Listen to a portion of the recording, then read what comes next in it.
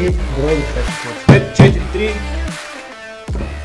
Здравейте, връщаме се във втората част. Извинявай. Здравейте, връщаме се във втората част, където ще говорим за събитията малко преди първия тур и малко след него. Тук бих искал да задам първо въпроса така към всички. Как бихте коментирали, какво смятате за намесата на ДАНС и на ЦИК в изборния процес на първи тур? Освен аз да започна супер кратичко, както се разбра, нали, не бях най-големият привърженик на Васил Терзиев, особено преди първия тур, но дори мен с всичките мои резерви, трябва да се призная, че това, че махнаха машините, до някаква степен ме накара да симпатизирам на кандидатурата на Васил Терзиев. И смятам, че беше наистина много, много грешно това нещо да се премахнат машините. Всеки, който се е занимавал с избори, дори един път да е минал дали през секция като член, секретар, председател на секционна комисия, знае какво улеснение реално са машините за самия изборен процес. Като абсолютен факт, по принцип, аз за първи път виждам нормално секции да приключват след 2 часа с протоколите. Имаше и след 4. Имаше, да, изключения, но стандартно в повечето училища да приключват към 2 часа секциите след полунощ е скандално и тепърва трябва да ходите хора да чакат и да се редат на опашки в случая в ОИК. Ти така, лично беше на аз лично бях координатор за едно училище, така че точно колко часа свърши твоето училище? Последната секция 2:10 и 15 приключи. Което, нали, както мога да сетите, всички тези хора са имали някакви професионални задължения на сутринта. Това са хора, които реално са си дали неделята да отидат и да гарантират, че всички ние, които гласуваме, накрая ще ни бъдат отчетени правилно гласовете. Така че, да, скандално просто намешателство на ДАНС са мене. Ако мога да добавя нещо, понеже аз ще предположа, че тук всички по тази тема ще сме, нали, на едно мнение, че първо машинното гласуване е нещо хубаво и особено от организационна гледна точка нещо много удобно. И второ, че това беше, нали, безумно мероприятие, което беше от една хвърчаща бележка. То даже не е доклад на ДАНС, както той Тошко Йорданов излезе и каза доклад на ДАНС, но то е самосиндикално направена бележка от един заместник в ДАНС, който е написал там нещо си, което в него той между другото самия човек от ДАНС дори не твърди, че има някакво престъпление или че нещо има на машините, той просто е преразказал някаква там административна грешка и оттам нататък, нали, ясно е. Нещо, което аз искам да кажа, което още не е ясно, една седмица след нали, то даже повече от една седмица след тази глупост, е, че аз нямам идея какво прави и каква е историята с министъра на електронното управление.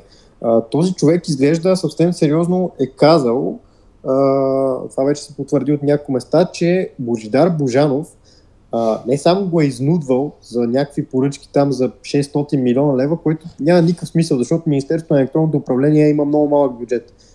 Той няма бюджет за 600 милиона лева, в никакъв случай. Тя за 6 не знам дали има, за 600 хептем.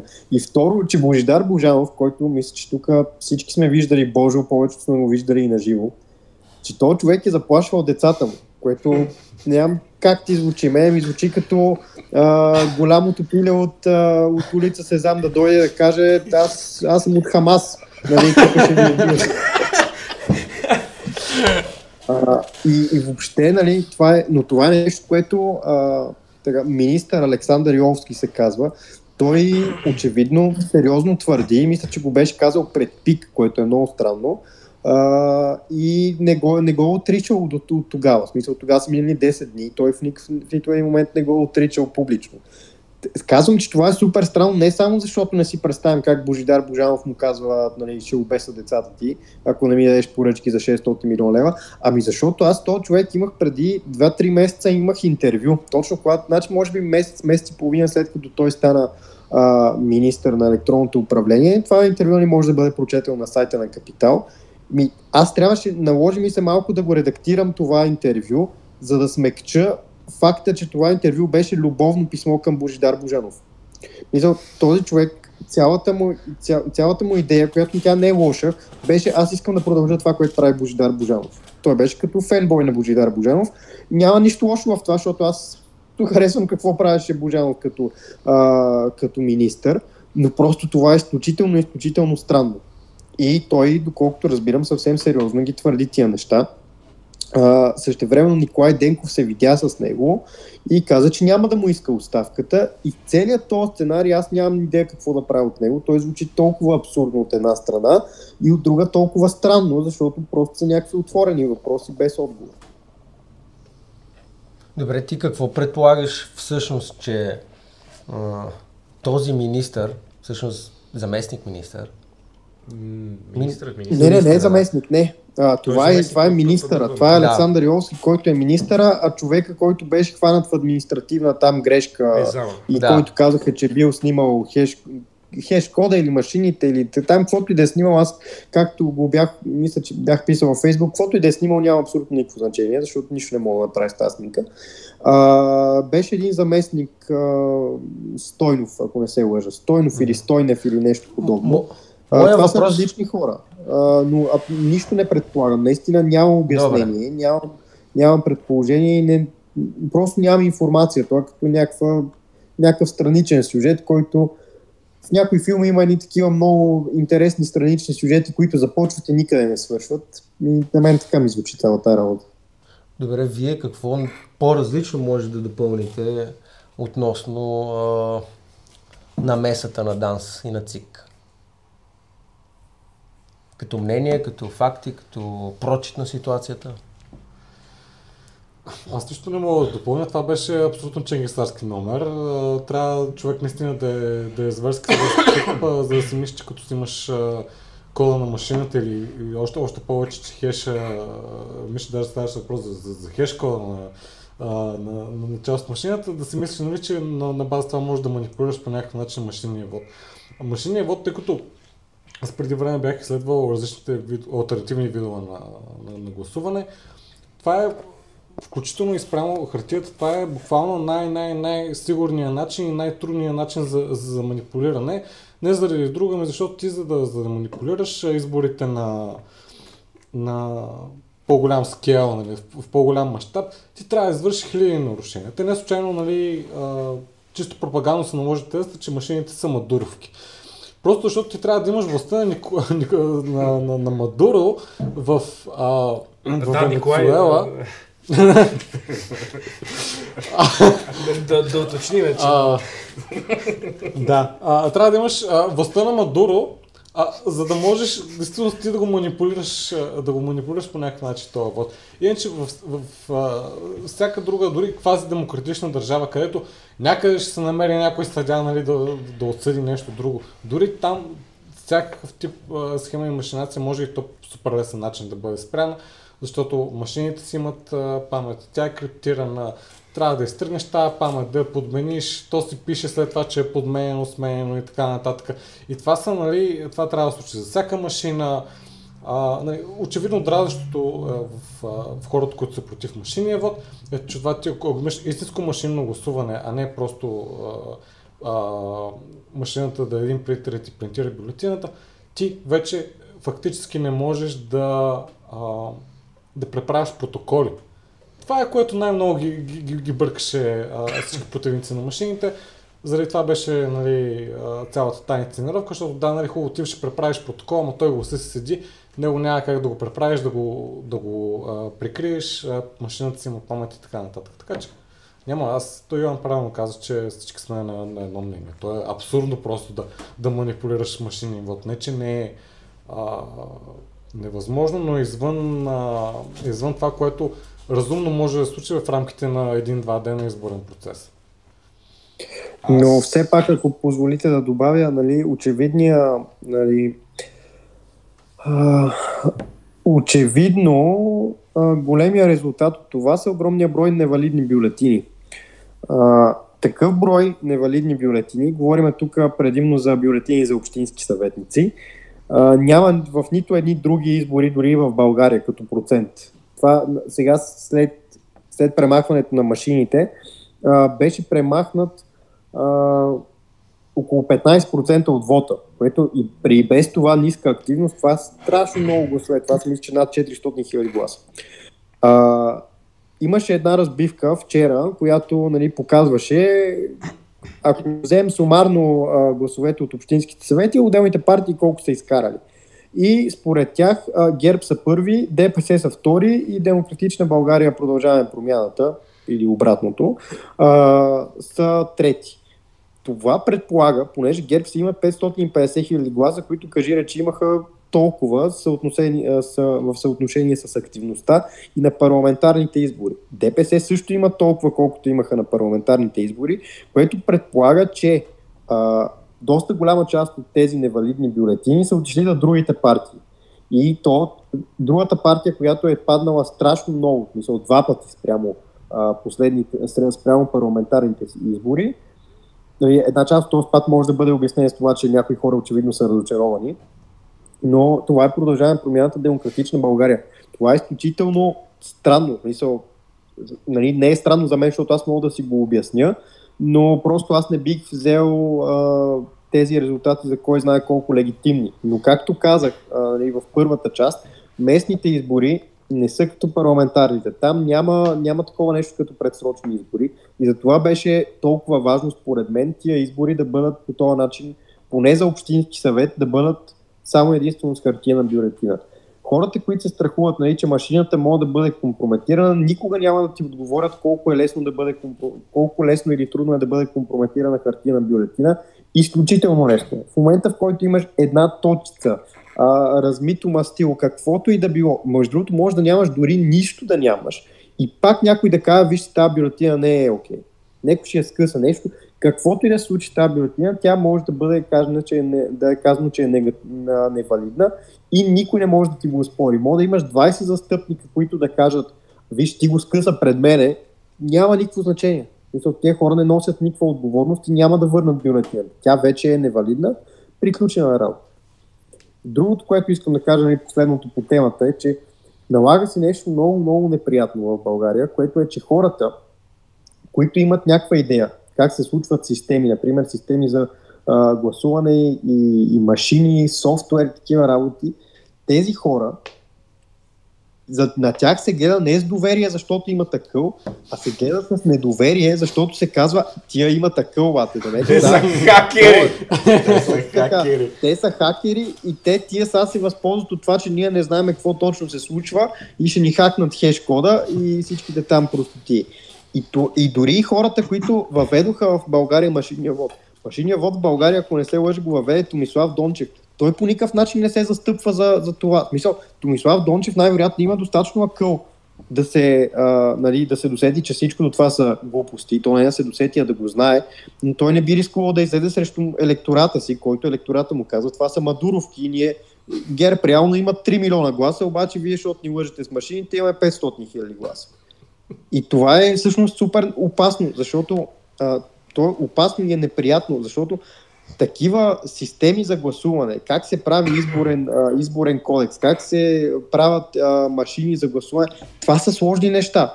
Те не трябва да бъдат разбирани от всеки, те трябва да бъдат разбирани, те трябва да могат да бъдат обяснени, разбира се, и те трябва да могат да бъдат разбирани на някакво повърхностно ниво от хората, но като цяло те са сложни, те са направени за да бъдат сложни. Както каза Александър Терзиев,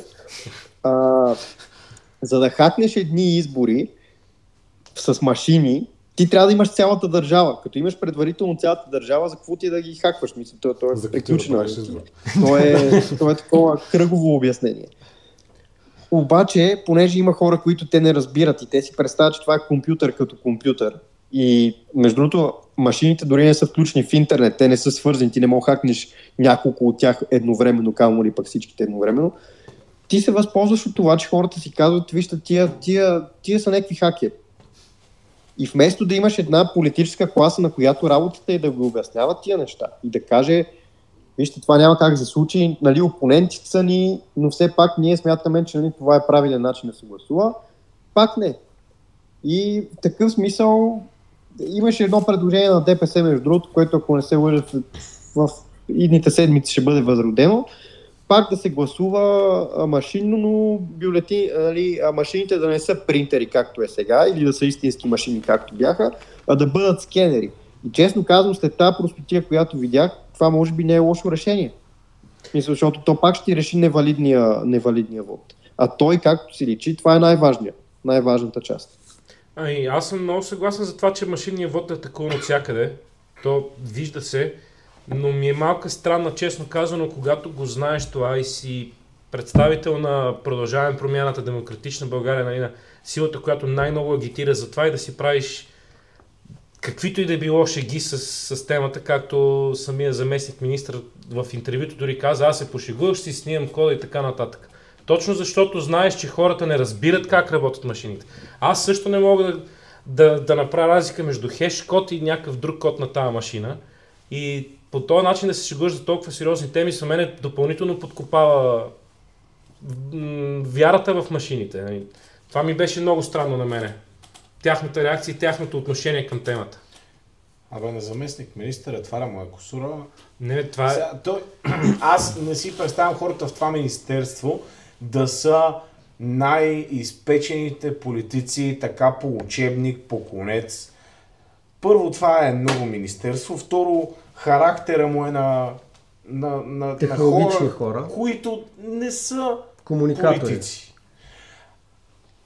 Това не от мене, че трябва да ги съобразяват тези неща, но със сигурност не мога да ги сложа на една плоскост. Не ги слагам по никакъв начин, да се разбира, че ги слагам, нали, Аз по тази тема с машините, аз в петък вечерта побеснях. Ама наистина побеснях, излязох от кожата си, от всичко. Толкова за жалост за 30 години в моя живот, колкото и да с примерно там 13 години. Не 13. Не, точно обратното. Че аз за толкова години, от когато имам право на глас, това са 12, нали така? Повече, но все така. 12, да. Просто съм видял толкова много и не мога да разбера, не че го правят, а че как наглостта им става от безгранична, продължава към плюс безкрайност.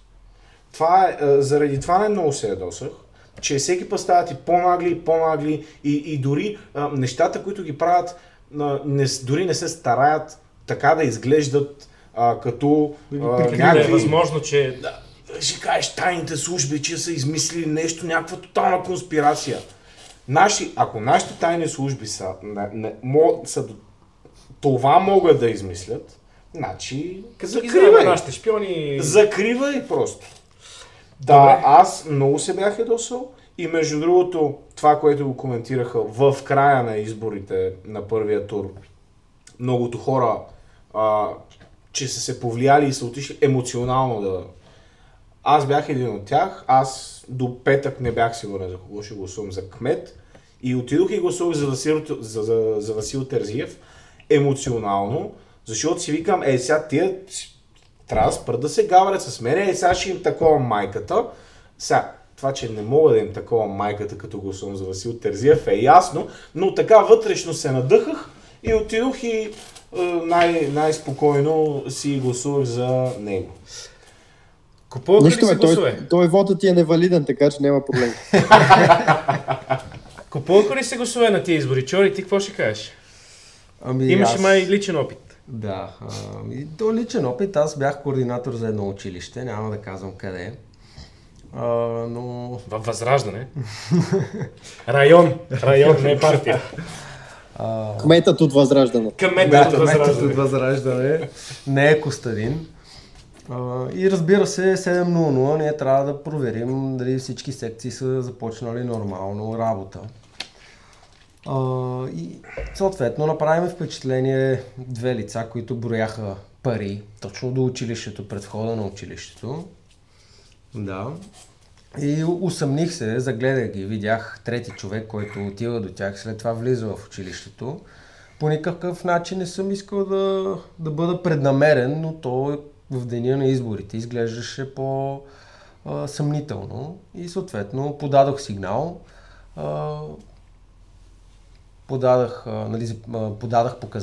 дадох показания и имаше реакция, имаше присъствие полицейско, имаше разпити и в крайна сметка мисля, че за да не издавам някакви конкретни неща, някои от хората бяха известни, но истински последици реално нямаше. И завърши с отказ от образуване на някакво производство. Но все пак аз съм доволен, че макар и с присъствие имаше сплашване за такива процеси, които ние знаем, че си съществуват и че се случват, дори не се и прикриват. Тук ми се ще, може би някой от другите, ако има наблюдения, чуе нещо или е забелязал по секциите гласуване, което обикновено се характеризира с купуване, то може данните често го показват, може чрез данните това нещо поне да се локализира. За тези, които гледат и не са сигурни как, даваме пример, една секция на първи тур се гласува над 90% за една определена политическа сила, а на втори тур имаш същия брой гласове за тотално друга политическа сила. Не се казва, че абсолютно могат да бъдат купени гласовете, но това е една от предпоставките. Аз в тази кампания не съм правил, по принцип горе-долу преди всяка кампания правя един или два репортажа, понякога и повече за купуване на гласове и там, където има съмнителни секции. Този път не съм и не мога да говоря от първо лице, но бих искал да кажа за това, че гледах във Фейсбук, доста се говори за това, че циганските квартали в София са гласували за Ваня Григорова. Бих искал да обърна внимание на две неща. Първо, Ваня Григорова действително направи кампания там и тия хора, те не са всичките до един купени или нещо такова. И второ, тия хора са изключително малко. Това е нещо, което сме го забелязали много отдавно с хората, които използваме данни, за да следиме такива неща. В циганските махали, ромските квартали, както желаете да ги наричате, аз да кажа, аз ги наричам цигански махали, не защото е обидно, а защото съм ходил много пъти да си говоря с тях и те самите предпочитат това название. Те страшно малко от тях гласуват. За Ваня Григорова от тези махали в цяла София има между 1000 и 1500 гласа. Това е под 0,5% от целия вод в София. И това, което съм забелязал през последните 2-3 години е, че вече купуването далеч не е фокусирано на някакъв етнически признак. Ами напротив, особено например в северо-западна България, там масово се купува български вод. И тия неща са грешни стереотипи са вече, чисто от към гледна точка на данни, че трябва да гледаш конкретно там за купуване на гласове. Ти можеш да гледаш и вероятно има, но просто там вече има толкова малко останали хора, които да гласуват на адрес, че те статистически не са особено значими. Ами добре. Първият тур мина, всички видяхме резултатите. Ясно беше кой е големия, предполагаш се кой ще бъде големия печеливш, големия губещ господин Хикемян. Какво мислите? Ние вече го споменахме малко в предишната част и даже сега Йоан спомена, че Демократична България и ПП имат доста голям отлив на гласове от парламентарните към първия тур. Реално мисля, че са към 60-70 хиляди гласа тук в София. 125 на 187 хиляди, ако правилно се сещам, не ме цитирите за бройките. На какво се дължи, освен да кажем, защото аз съм съгласен, че една голяма част са били изгубени гласове, така да кажем. Но на какво друго мога да отчетем тази загуба на толкова големи гласове в София? Толкова голям брой. Сашо? Тук, извинявай, макар че съм гост, че не съм гост, Ами добре, аз останах единствения водещ.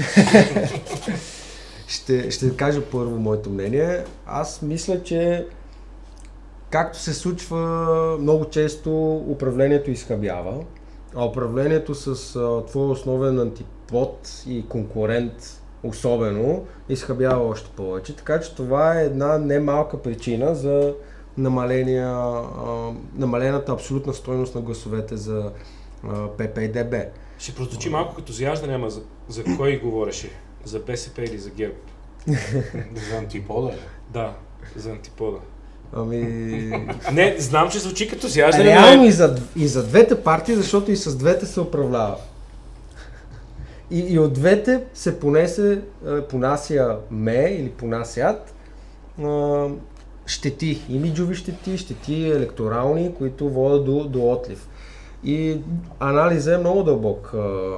Защо са го направили това нещо, правилно е било, не е ли правилно било, но е факт, че това допринася за отлива. Другото нещо е общата намалена избирателна активност. Тя удра по почти всички. И третото нещо е, както споменаха вече, неизбежно е в тези над 400 хиляди невалидни гласа, голяма част от тях да са били за ПП-ДБ.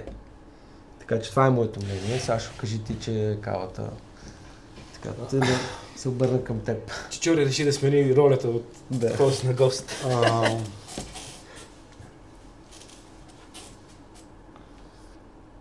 Загубих си мисля, просто защото слушах какъв точно беше въпрос. Откъде според теб, каква е причината за отлива на гласове, освен невалидния брой бюлетини, който казах? В ПП-ДБ конкретно. Да, конкретно тук за ПП да говоря. Сега, тук, който ми следи Фейсбук постовете, много добре знае, че аз бях много против тази коалиция. И аз, първото ми обяснение винаги би било заради коалицията. Обаче не е, защото личното ми мнение е такова. Просто мисля, че от страна на ПП най-вече беше подценен изключително много фактора, че хората гласуваха за тях просто да не са ГЕРБ. И в момента, в който те се коалираха с ГЕРБ, те изгубиха този изключително волатилен, аморфен вод, който просто или не отиде да гласува, или просто отиде да гласува някъде другаде. И тук съм съгласен с Йоан, че в действителност може да става въпрос, че особено в провинцията ниски резултати се дължи и на изборни нарушения. Обаче тук го има контрапункта, че в момента на коалицията с ГЕРБ нататък ПП-ДБ вече бяха 7% във всички социологически проучвания назад от ГЕРБ. Тоест, очевидно има отлив, най-вероятно това е най-логичната причина и тя е най-логична, защото докато Демократична България, ДСБ, Да България и така нататък, те имат ясно изградени компактни структури, където ти едно непопулярно решение можеш лесно да го комуникираш, има на кого да го направиш. ПП в това отношение, тъй като просто имаха много голям аморфен вод и поради това, че те реално своите местни структури почнаха да ги правят, когато започна предизборната кампания, втория път, когато се явяваха на избори, поради това нещо целият този вод изтече от тях. И ако преди са водили спрямо Демократична България, ако вота на ПП е бил 3 към 1, сега мисля, че горе-долу е изравнен. За ПП гласуват същия брой хора, които гласуват за Демократична България и това до голяма степен се потвърждава от резултатите, съответно към избирателната активност, като тук вече пак го има момента, че може наистина да са били преправени техните протоколи. Но това няма как да го... Само защото доста споменавам протоколите, нека кажем, че има и много, не знам каква част, но има една част от протоколите, които просто са сбъркани. Давам веднага пример, аз бях на втория тур една от проблемните секции, заради цялото напрежение, което един от членовете на СИК вкарваше през целия избирателен ден. Накрая, когато се попълваха данните, бях единствения, който забеляза, че без да искат, объркаха местата на гласовете. Да. И никой не го направи умишлено. Аз видях, че реално този, който ме подкрепи, беше човек от ГЕРБ, човек от БСП, за който най-много реално щеше да помогне в негова полза, тъй като ние тук ППДБ в целия район почти 2 към 1 биеме БСП по гласове. Да. Така че имаше и много сбъркани, не само манипулирани протоколи. Помко ти, на какво го отдаваш? На какво отдаваш този спад? Аз първо не мисля, че толкова е спад. Защото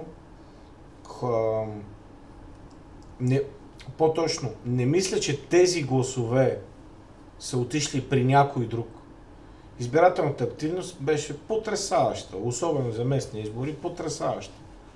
Аз не мисля, че тези гласове са отишли от парламентарните избори, са отишли при някого, просто хората не са не са отишли да гласуват, т.е. не са успели да ги мобилизират да отидат да гласуват в по-голяма степен, отколкото тези хора са казали, тия с глобката, сега ще отида да ги накажа, със сигурност е имало и такива хора. Но на мен ми се струва, че това е проблем на коалициите по принцип, много сериозен, особено за местни избори. Хората не си харесват листите. Когато листите се редят от София, когато квотният принцип, примерно, не е равнопоставен, а има изразена доминация на една част от коалицията, хората не си харесват просто листите. И когато не харесат кой е вътре, или си кажат, аз бих гласувал за Ери кой си, той няма да влезе. И не отиват и не гласуват. Тоест, трябва да се научат, когато ще има такива сериозни, големи коалиции от рода на 6 партии, примерно, трябва, освен да пазят интересите на собствените си партии, което се вижда през начина по който ги редят, освен това обаче да имат предвид, че накрая те трябва с тия листи да накарат един човек да излезе и да гласува. Тоест не може само цялата листа ще от ПП на последните 2 места, ви ги даваме на вас, който искате си номинирайте. Тук хипотетично говоря, нали? Може и в обратната посока да се случва. Така че това мисля аз по този въпрос. Йоане, ти?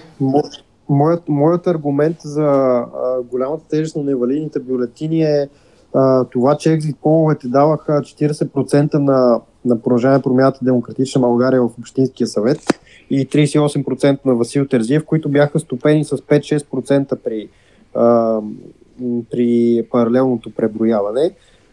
При Васил Терзиев, нали, това може би не е кой знае колко изненадващо, но при общинските съветници е малко странен, нали, такъв спад, нали, за 1-2 часа. Те, ако си спомняте, в отдавнашната вечер преди колко там станаха? 6 дни, лехте 6 дни.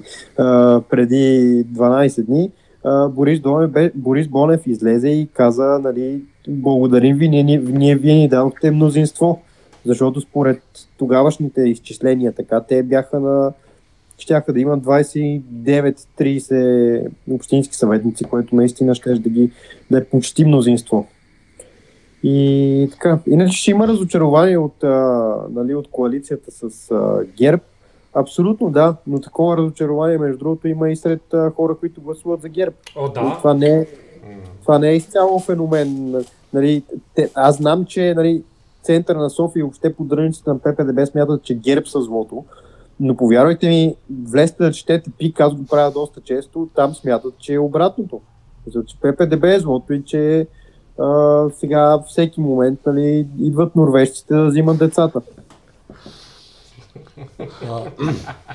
Сега за разликата в екзит половете, ако, например, в Пазарджик имаше голяма разлика между екзит половете и това, което на крайна сметка, нали, Петър Колински нищо беше постигнат като резултат, тогава ще да кажа, да, нали, може, наистина е имало шашми, те са ги, нали, преправили са протоколи, късали са им бюлетините и каквото и да е друго.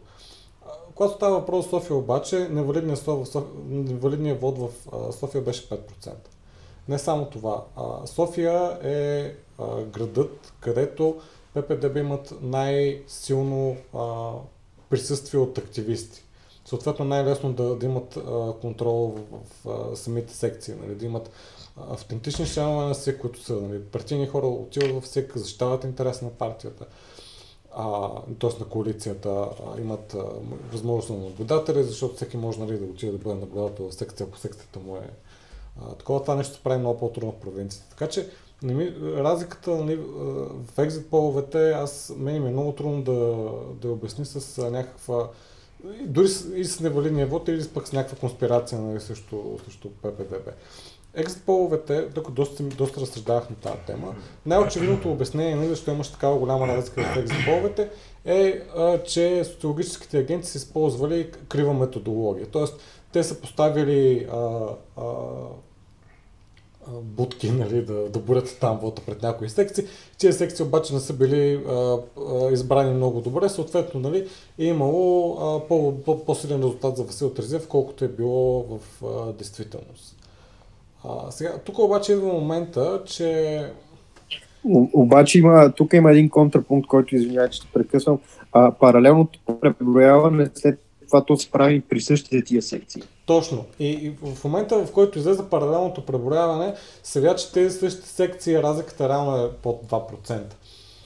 Което мен ме навежда, нали, тук вече най-разумното обяснение е крива методология. Обаче, нали, ето контрапункта, паралелното преброяване показва други резултати. И тук вече, нали, идва момента, в който аз си мисля, че при положение, че според мен не сме имали някаква целенасочена кампания за унищожаване на вота за ППДБ и при положение, че паралелното преброяване показва, че в същите тия секции вота е по-различен, според мен има твърде вероятно е местните структури на ППДБ да са имали определена организация или да са насочили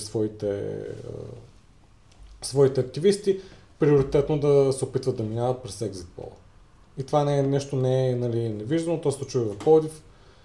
Там Дани Каназирова, когато се беше вяла за кмет на Пловдив, екзит пола сочи, че тя отива на балотаж с 5% предина пред втория, накрая тя беше с примерно 7, 8 или 9% назад от втория, когато реално се преброи вота. Така че сега аз не знам какво се е случило в действителност, това дали наистина се е случило така, но това за мен е единственото, нали, логично обяснение, защо имаш такава голяма разлика и то два пъти. Мисля, първият път имаше на първи тур на Васил Терзиев му стъпиха 8% и в последствие, нали, значи имаше екзит пола, които показаха 15% разлика между Ваня Григорова и Васил Терзиев. Това примерно беше към 4-5 часа. Добре, няма как. Разбирате, това са 15%. Няма, аз това, такава голяма разлика няма как да се получи, ако ти имаш извадени данни. В смисъл, това е много голяма разлика. 15%. Добре, тук засягаме една тема, която е доста дълга като цяло, затова наистина ще помоля за много кратки отговори. Има ли социолози в България? Защото, казвам защо го задавам примера. Без да казвам коя партия, че излизат социологически проучвания, които не харесват резултатите и веднага ги обявяват, че това не са социолози, а те се формират обществено мнение. 2 седмици по-късно същата агенция излиза с резултати, които им харесват и казват, вижте какво ни дават социолозите. Има ли социолози в България? Така ще го задам въпроса. И вие имате ли вяра и как ще имаме повече вяра на хора, които досега много често бъркаха с резултатите? Аз имам кратък отговор, наистина много кратък. Социологията за София беше правилна. Социологията предвижда, че Ваня Григорова ще отиде на балотаж с малка преднина пред Хикимян и че Васил Терзиев ще спечели убедително първия тур с 30-31%. Точно това се случи.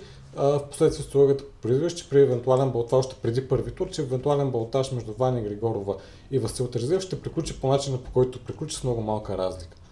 Така че социологията беше правилна за София. Аз нямам всъщност. Така, тук искам да кажа, че тази прогноза я даваше само единствено една агенция и тази агенция допреди тия избори не я бяхме чували. Тя се казва Естат и тя не само оцели това, ами оцели, че Благомир Коцев отива на балотаж във Варна, не отива кандидат на Възраждане, отива Благомир Коцев и Благомир Коцев става кмет на Варна. Та агенция оцели абсолютно всичко, това е така, но тази агенция, тя не е аз не я бях чувал допреди това. И когато излезе това проучване за София, в редакцията на Капитал всички сметнахме, че това е поръчано от Ваня. Не го казвам като лошо смисъл на поръчка, ами то има такава практика, нали, политически партии да си плащат за проучвания. И това ни беше обяснението. Оказва се, че тази агенция, която не е сред там 4-те големи, нали, Market Links, Gallup, Trend и Alpha Research, е единствената, която оцели всичко. Другата, която пооцели за София, конкретно за Общинския съвет, е Център за анализ и маркетинг, която пак тя въобще не е такава голяма. Юрий, не знам си кой е там шеф, И тя оцели горе-долу до стотната за Общинския съвет, не оцели това, че са Хикимян и Григорова. А вече за четирите големи, то вече от 2 години насам, там е провал след провал след провал. И сега, да знам, дали има социолози, сигурно има, дали трябва да им се вярва, по-скоро не. Но те непосредствено преди вота бяха само 2 проучвания, едното беше на Естат и другото беше на Екзакта и двете проучвания казвах, че Ваня Григорова отива на балотаж. Ако се спомням добре. Екзакта не си публикуваха обаче те. Мисля, шефката на Екзакта го обясни с някакви абстракции в Facebook пост. Тя каза, ние няма да го публикуваме, защото са толкова близки резултатите, че ние ако го публикуваме, ще повлияеме на вота. Тоест нямаше Екзакта, имаше само тия Естат. Аз тук имам един, може би да уточняваш въпрос и чудене от моя страна лично. По принцип, социологическите агенции излизат с изследвания изключително напоително и често последните се убеждаваме, за 2-3 години имахме много избори. 2-3 месеца преди това излизат сигурно през 2 седмици или най-много през месец, ако е 3 месеца преди изборите. Този път видяхме много малко проучвания. Да не кажа 1 или 2 проучвания. Нямаше ги тези през 1 седмица, нямаше ги тези с обратите, нямаше ги... От друга страна, малко агенции излезоха с проучвания. Не е да кажем само една да излезе, но да излезе с много. Нямаше като цяло много постно от към проучвания. Това ми е интересно, защо този път така оставиха нещата едва ли не да се случват от само себе си, леко в мъгла, да нямаме дори представа за трендовете, как се развиват подкрепата за кандидатите. Няма обяснение. Едно възможно обяснение, че понеже всъщност доста от социологическите агенции по чисто исторически причини имат близки връзки с ГЕРБ, че тези социологии са показвали, че Ваня Григорова всъщност е 2, а не 3. Но това е абсолютно изцяло само спекулации и предположения. Нямам някакво фактическо обяснение. Аз това исках да допълня, че първите социологии, които излязоха от малкото, показваха, че Ваня ще е 3. Но около 2 седмици преди първия тур, вече убедително и категорично всички можеха да кажат, без да се притесняват, че ще бъде лъжа това, което твърдят, че Ваня си има реален шанс за 2-то място. На база на това да ви попитам с една дума, ако може да отговорите, кой е големият победител за вас от първия тур? За мен е Ваня. Мисля, че ще се обединим около този отговор, но все пак, Чори, дай ти, Сашо. С една дума. Да.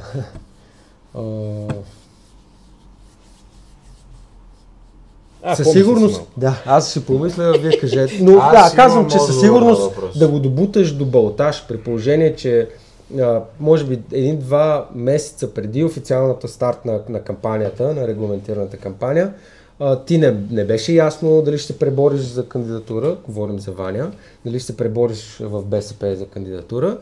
Да, може би успеха да стигнеш до балотаж и да победиш кандидата на ГЕРБ, въпреки че кандидата на ГЕРБ след 18 години управление е най-логичното нещо вече е да не го подкрепят хората. Сашо? С малко повече от една дума. Представете си, преди 6 месеца някой да ви беше казал на местните избори в София Ваня Григорова, т.е. ППДБ ще берат душа до последния момент срещу Ваня Григорова. Всеки ще да си каже, че това е някакъв глупост. Да. За Комеди клуба. Да, победителя Ваня.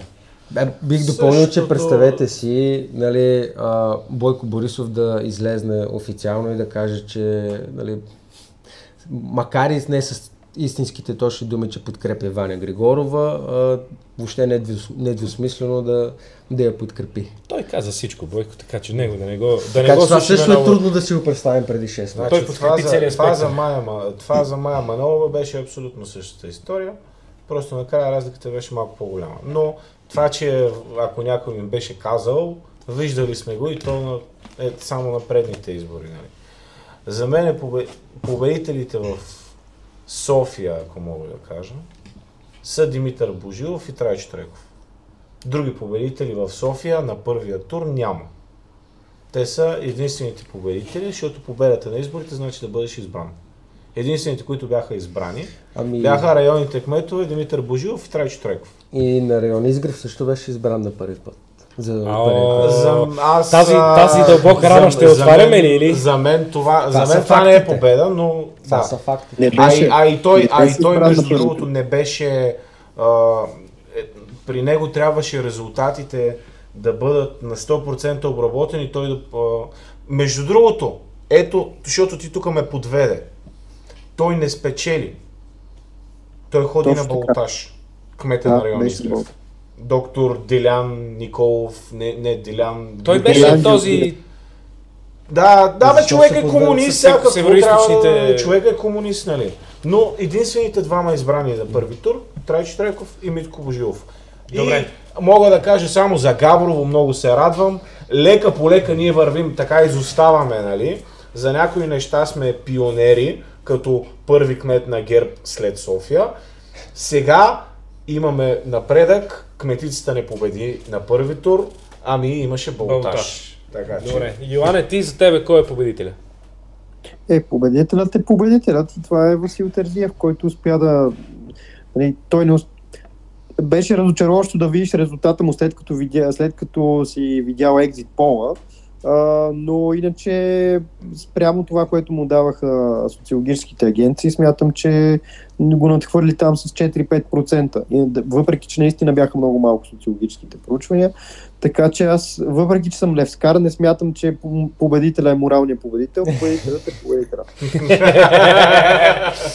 Добре, предлагам с това да заключим темата за първия тур и да поминем малко към балотажа, защото там вече стана интересното, наистина интересното, както каза Сашо, до последно цялата демократична общност трепереше. Няма да казвам кой ще посочи с нощ, също така се беше поизнервил в изборния ден. Но да, как протече според вас между двата тура? Имаше ли нещо, което да ви направи впечатление или по-скоро си протекоха без да се видят, без да се сблъска, така да се каже, или си мина по-скоро малко монотонно? Не да омалважаваш въобще и събитията между двата тура. Руска губерния, тук смисъл геополитическия сблъсък. Тук ще да бъде решена съдбата на Украина, според мен. Аз такова впечатление останах от... Като абсолютен минимум хората, които казваха, че Путин е умрял една седмица, които ми казаха, че ако не гласуваме за Васил Путин, ще дойде да ви управлява от гроба. Имам пред сериозни неща. Това е третия Путин. Имам пред сериозни защото ясно е, че има доста такива хумористични изказвания и от двата лагера. Но нещо по-така съществено, което да ни направи впечатление между двата тура. Значи, за мен, освен взаимното бягане от дебати, не знам там как щяха да се случат нещата на един хипотетичен, но очевидно и двамата взаимно бягаха. Освен това, освен тая истерия с дебатите, че не се състояха, според мен Терзиев правилно ограничи всякакви свои изяви и изказвания с цел да не греши и това го направи успешно, за разлика от другарката Григорова, която... Извинявайте. За разлика от другарката Григорова, която според мен, ако не я бяха подхлъзнали в Нова телевизия, може и да стане кмет. Но... с онова мед? Не. Имам предвид с Путин, с Украина, с Киев, с така нататък. Може би, кой знае, те 5000 гласа тогава щяха да изстигнат. Но и не беше само това, имаше и други такива по-остри изказвания. Това, че примерно Терзиев се крил дебат, това за тези метите. То май беше след... Не знам, метите бяха след това, но имаше такива някакви други неща, които... Какъв език? Сега демократичната общност ще те трича. В интернет сме, няма проблем да си казваме. Ти казала и номет. Съкън. Съкън. Така това мисля аз, че единия се мъчеше да не греши и не сгреши, другия не му пукаше, защото беше грабнал вълната на успеха, че е стигнал на балотаж и според мен можеше да го изиграе по-добре. Този период. Позволете ми да кажа нещо дълго, след което да ви поставя така като нещо като финален монолог. Позволявате ли? Разбира се. Ама винаги. Все пак ти кажа, че ще кажеш умните неща. Трябва малко умни неща, не само глупости от нас. Това е умното нещо, за което си мислех в началото, така че подгответе се, наострете уши, пийте там гинко билоба да се концентрирате. Започвам. Най-важното нещо, което се случи между двата тура, мисля, че всички го знаем, то е очевидно, не беше свързано нито с Васил Терзиев, нито с Ваня Григорова, беше свързано с това какво каза Бойко Борисов. Нали, това, че той 2 часа преди изборите каза, аз всъщност ще гласувам за Васил Терзиев, па макар и с нежелание, няма никакво значение. Понеже аз следя фейсбук групите на ГЕРБ във Фейсбук, които, повярвайте ми, те си паралелна вселена там, нали, вие идея си нямате или по-лошо имате идея за какво става дума. Там хората бяха толкова настървени, толкова мразиха Васил Терзиев, че просто в момента, в който Бойко Борисов каза и една добра дума за Ваня Григорова, беше отприщено. В смисъл, вече табуто го нямаше, той едва му се държеше и без това. Така че беше забравено абсолютно всичко, че ГЕРБ се борят срещу комунистите, че техният исторически враг е БСП и всичките тия неща бяха премахнати и за това, нали, аз не се очудих особено, че Ваня Григорова е толкова близо. Васил Терзиев съвсем сериозно може да каже, че е бил 2 пъти ГЕРБ на избори в София. Защото това е причината той е на 5000 гласа. Не е защото има вод, който Ваня Григорова добави, защото тя си спечели личностен вод, но този, който я доближи на 1% от Васил Терзиев, беше ГЕРБ.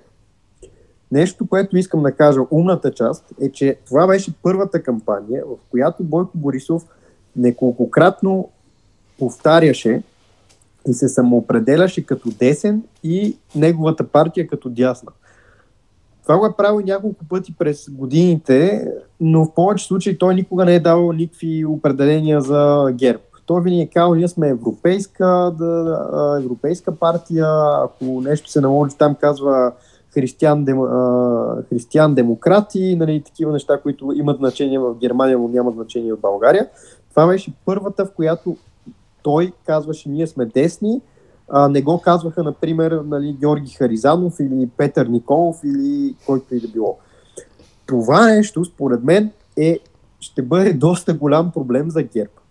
Защото аз, както казах и в началото, никой не е задължен да слуша всичките часове, в които говорим, тези етикети, нали, ляво, дясно, либерално, консервативно, те значат нещо различно за всеки, който ги чува и всеки, който ги използва, и аз за това ги смятам, че са просто неконсистентни и няма как да бъдат използвани за нещо конкретно да се говори. В България какво означава да си десен, абсолютно не е ясно. Да си ляв е горе-долу ясно, защото има едно нещо, което сплотява всички хора, които се наричат леви. С изключение на много малко. Почти всички, които се наричат леви, са съгласни, че те обичат Русия. А това да харесваш Европа или САЩ или каквото и да било не е достатъчно, за да се наречеш десен. В България толкова много хора се наричат десни, а имат предвид нещо съвсем различно, че просто той е като някаква секта с хиляди подсекти. Например, Панайот, например, знам от вас, че той се нарича десен, но той би ли се съгласил, ако се събере на една маса с Георги Харизанов?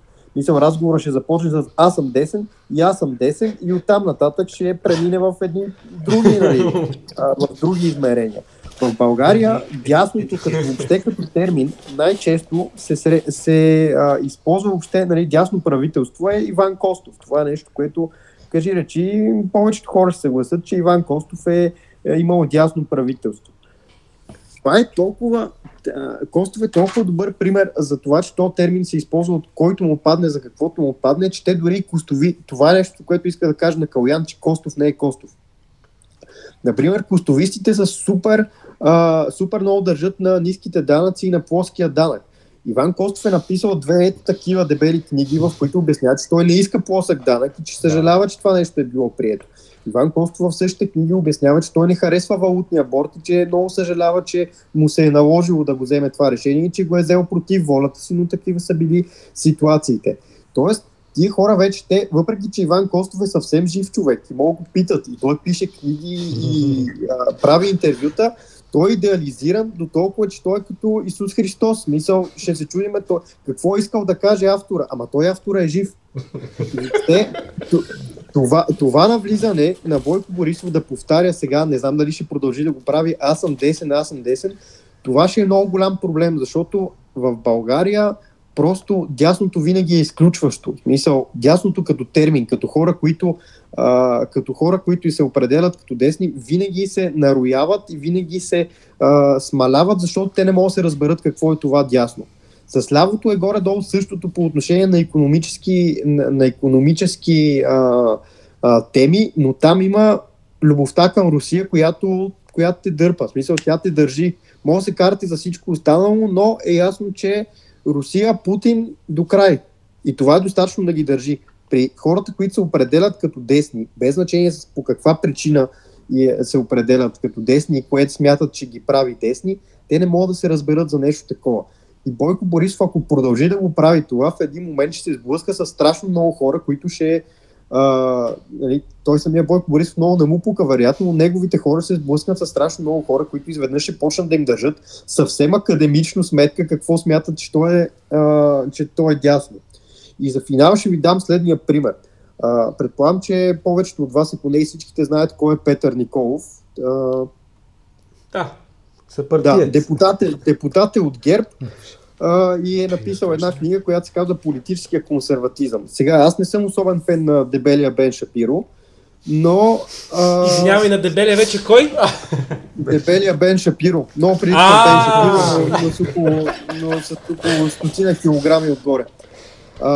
И между другото е много забавно, защото той, както се подиграва на тротинеткаджи и жълтопаветници, този човек постоянно кара тротинетка.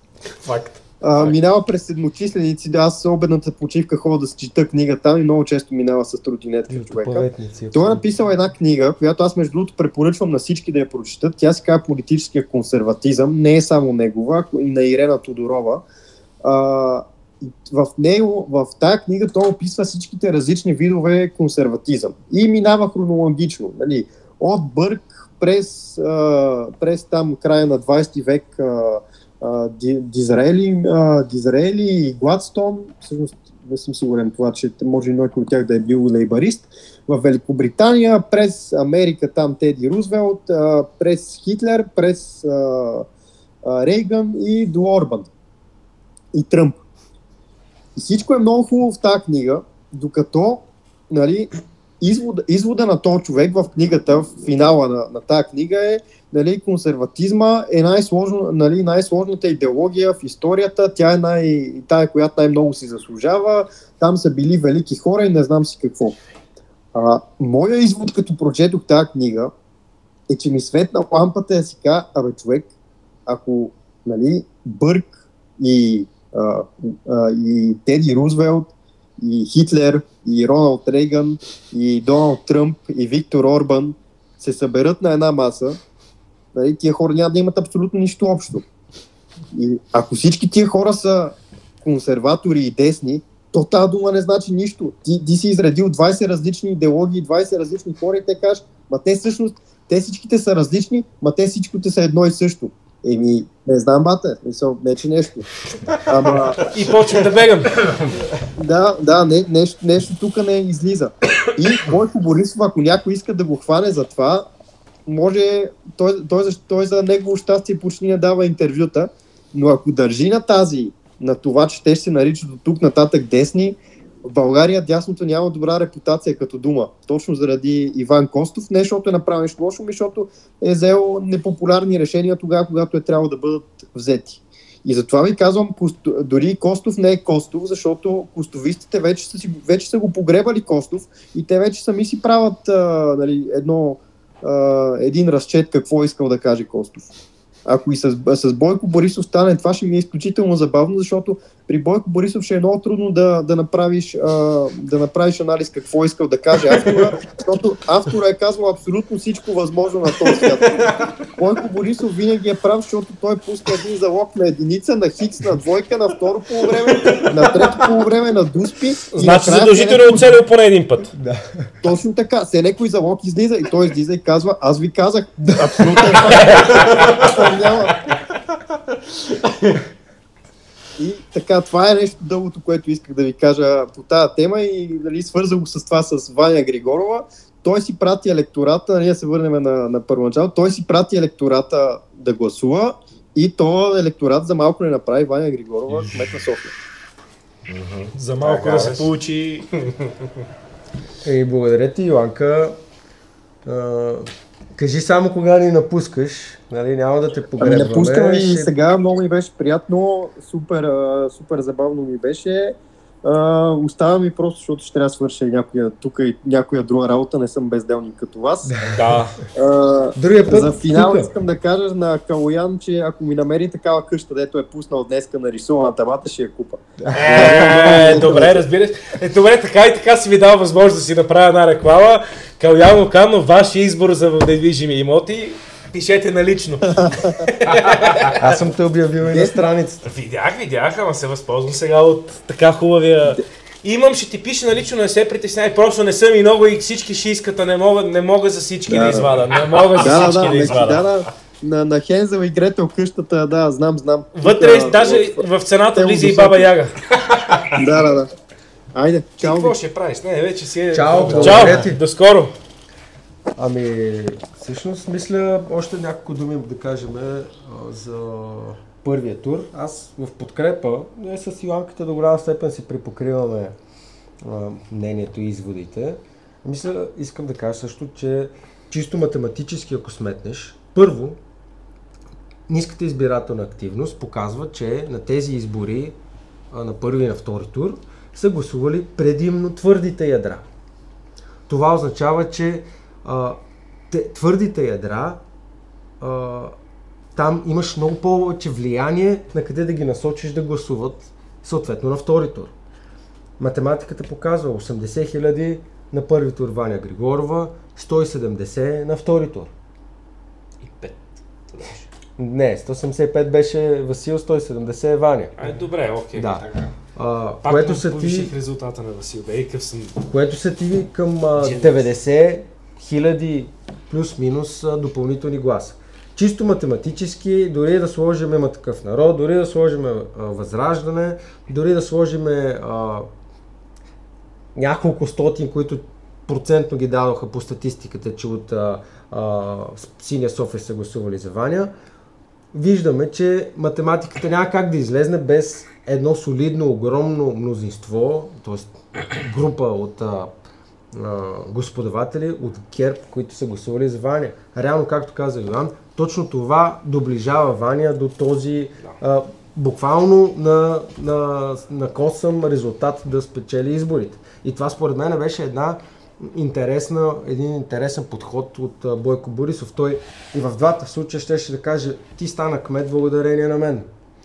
И тази калкулация,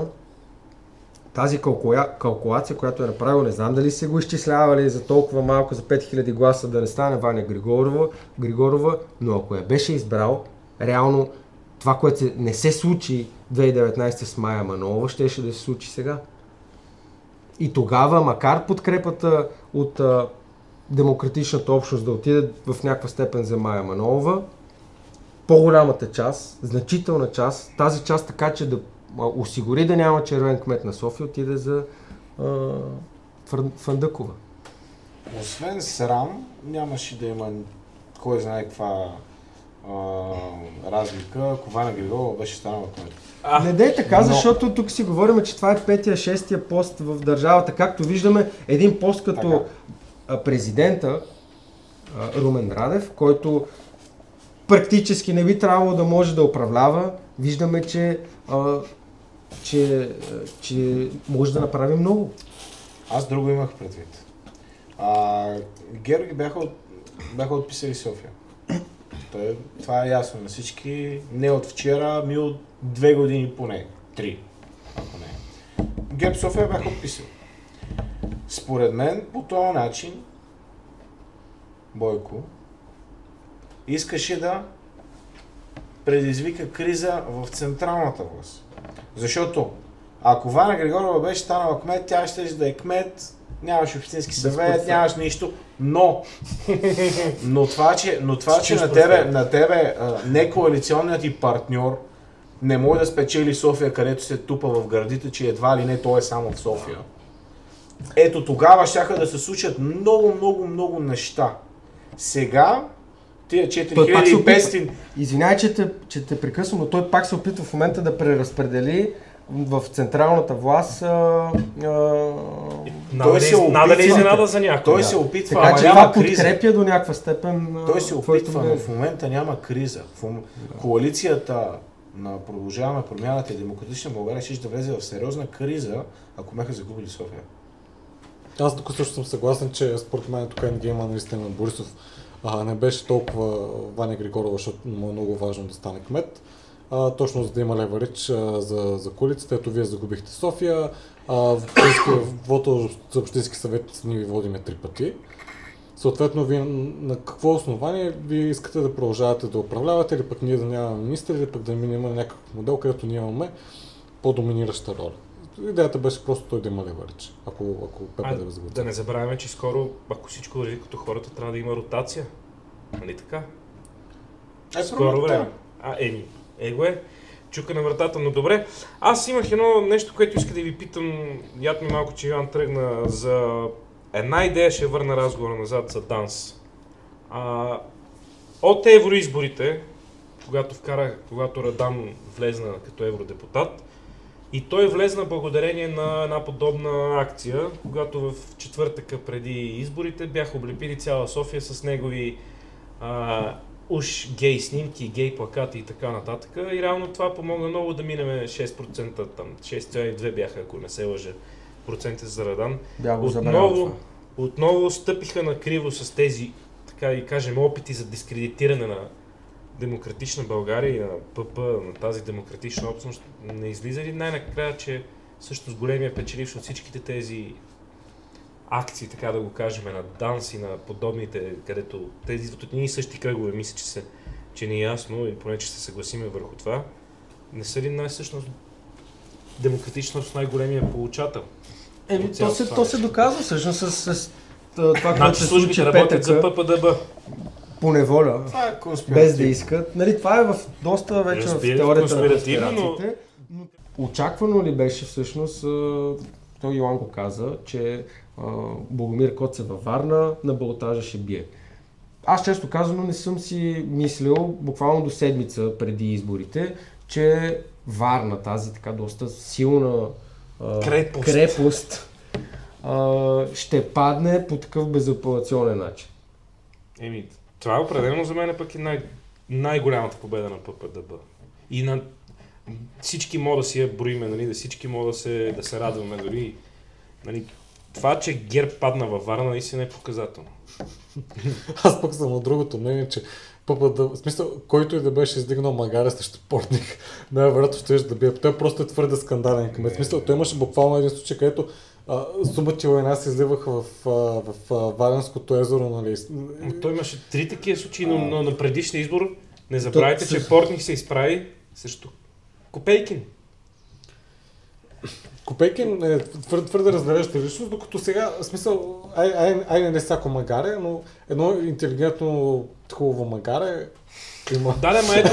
Дам като контрапункт Пловдив, защото аз бих казал, че не правя голяма разлика. Даже може би в Пловдив е по-скандален герберски кмет, отколкото Портних. Аз за Варна не съм съгласен, че и вързано куче да издигнеш срещу Портних, ще спечелиш.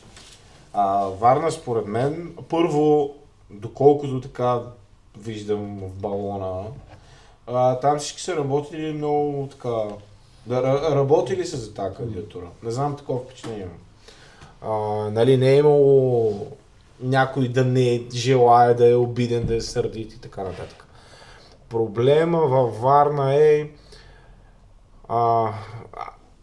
със сигурност са свършили много добра работа хората, но Портних, според мен, не спечели, защото изгубиха му се гласове. Значи аз навръзвам нещата, така малко... Навръзвам следните неща в резултата от изборите във Варна. Хронологично най-близко до нас е това, че Славена Точева вече не е депутат. Аз това си мисля, че е последствие от това резултат.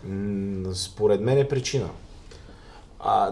Това са 10 000 преференции на Славена Точева и те не са, защото е много красива. Извинявай, че ще прекъсна с една... Не е много умно нещо, аз казах, че ще кажа... Дайте да обявим все пак края на... За да нека той да каже и аз ще кажа моята работа.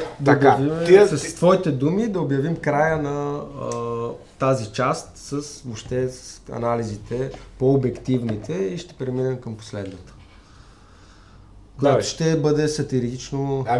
Ще вкарам, защото има и пикантерия, ще вкарам в другата част. Добре, аз тогава да започна така леко да предам към другата част. За мен е пък най-голямата загуба, която българското общество понесе на тия избори, е липсата на Диана Габровска в листите и това, че се преориентира към истинската професия, която искаше да изпълнява. Така че, ще се видим в третата част. Всичко е така. Тя гласува. Тя от гласовете от чужбина. Освен приятел нещо конкретно за... Не. За хумористичната част да приключва. Не знам аз.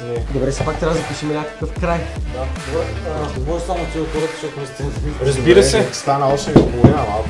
Малко много се проточи. Много сме разговорили, много...